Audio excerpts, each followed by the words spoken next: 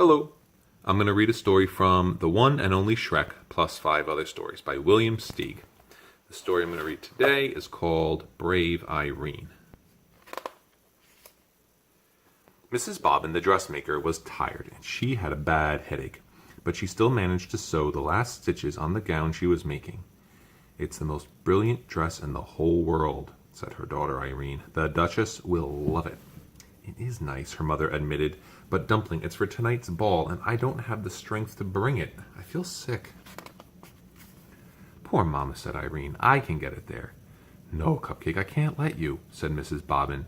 "Such a huge package, and it's such a long way to the palace. Besides, it's starting to snow." "But I love snow," Irene insisted. She coaxed her mother into bed, covered her with 2 quilts, and added a blanket for her feet.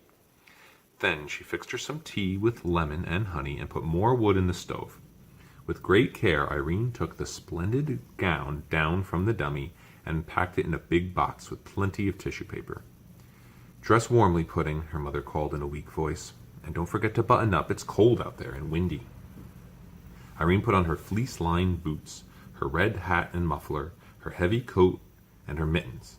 She kissed her mother's hot forehead 6 times, then once again, made sure she was tucked in snugly, and slipped out with the big box, shutting the door firmly behind her. It was really cold outside, very cold. The wind whirled the falling snowflakes about this way and that way and into Irene's squinting face. She set out on the uphill path to Farmer Bennett's sheep pasture. By the time she got there, the snow was up to her ankles and the wind was worse. It hurried her along and made her stumble. Irene resented this. The box was problem enough. "Easy does it," she cautioned the wind, leaning back hard against it. In the middle of the pasture, the flakes were falling thicker. Now the wind drove Irene along so rudely that she had to hop, skip, and go helter-skeltering over the knobby ground. Cold snow sifted into her boots and chilled her feet. She pushed out her lip and hurried on. This was an important errand. When she reached Apple Road, the wind decided to put on a show. It ripped branches from the trees and flung them about, swept up and scattered the falling snow, got in front of Irene to keep her from moving ahead. Irene turned around and pressed on backwards. "Go home," the wind squalled.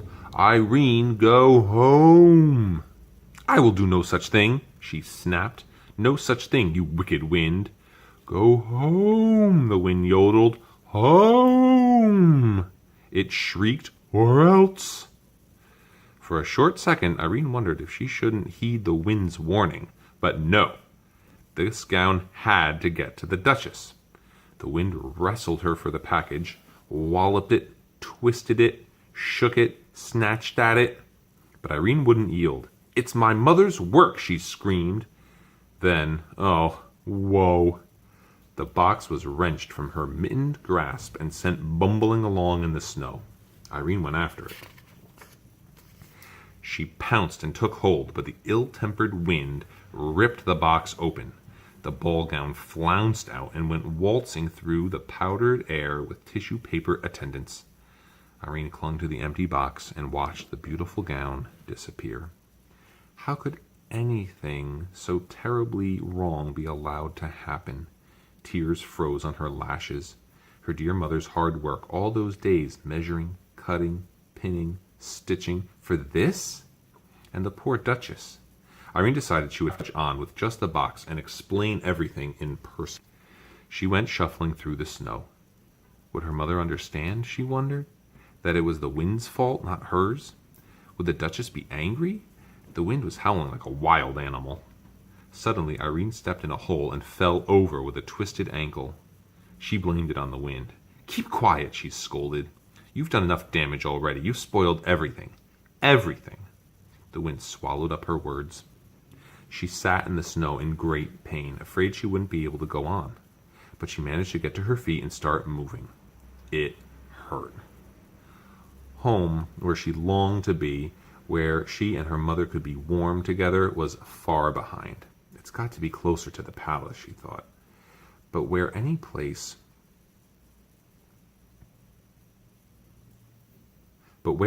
was in all this snow, she couldn't be sure. She plowed on, dragging furrows with her sore feet. The short winter day was almost done. Am I still going the right way? She wondered. There was no one around to advise her. Whoever else there was in this snow-covered world was far, far away, safe indoors. Even the animals in their burrows. She went plodding on. Soon night took over. She knew in the dark that the muffled snow was still falling. She could feel it. She was cold and alone in the middle of nowhere. Irene was lost. She had to keep moving. She was hoping she would come to a house, any house at all, and be taken in. She badly needed to be in someone's arms. The snow was above her knees now. She shoved her way through it, clutching the empty box. She was asking how long a small person could keep this struggle up when she realized it was getting lighter. There was a soft glow coming from somewhere below her. She waded toward this glow and soon was gazing down a long slope at a brightly lit mansion. This had to be the palace. Irene pushed forward with all her strength. Swoosh! Thump! She plunged downward and was buried. She had fallen off a little cliff. Only her hat and the box in her hand stuck above the snow. Even if she could call for help, no one could hear her. Her body shook. Her teeth chattered. Why not freeze to death, she thought, and let these troubles end? Why not? She was already buried.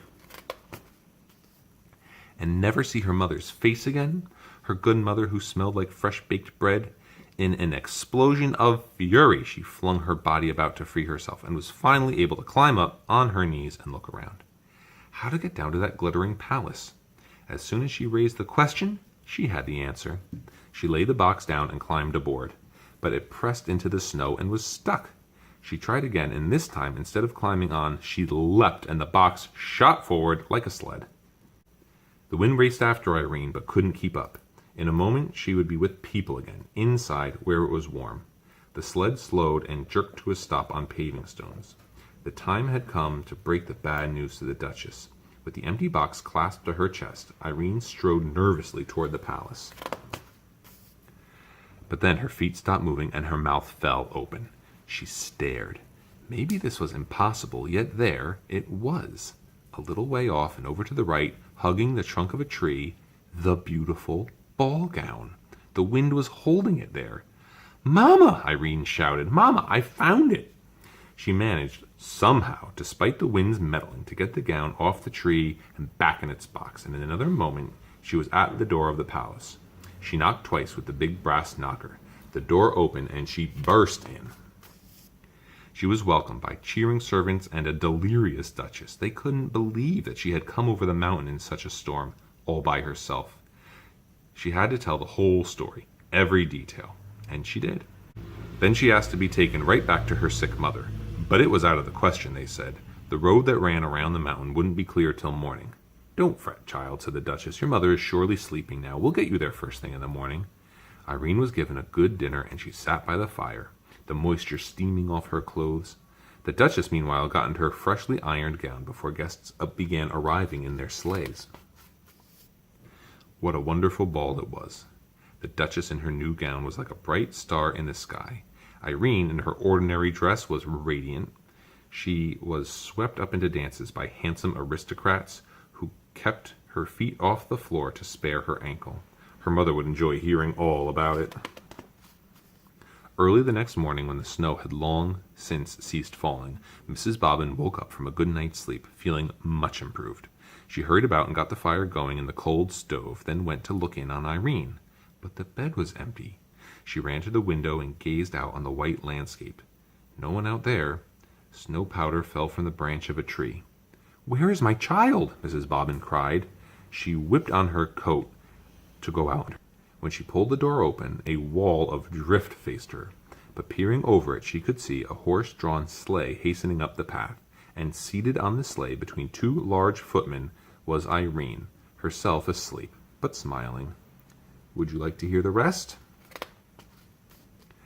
Well, there was a bearded doctor in the back of the sleigh, and the Duchess had sent Irene's mother a ginger cake, icing, and some oranges, and a pineapple, and spice candy of many flavors, along with a note saying how much she cherished her gown and what a brave and loving person Irene was, which, of course, Mrs. Bobbin knew better than the Duchess. the end. Thank you.